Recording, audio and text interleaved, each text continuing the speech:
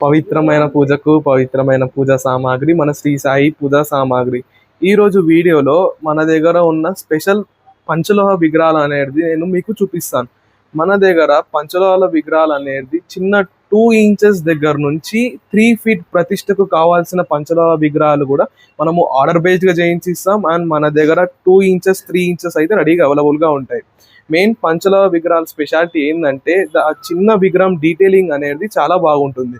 ఈ పంచలోహ విగ్రహాలు అనేది స్పెషల్గా మన శ్రీ సాయి పూజ సామాగ్రిలో మనం తయారు చేపిస్తాం.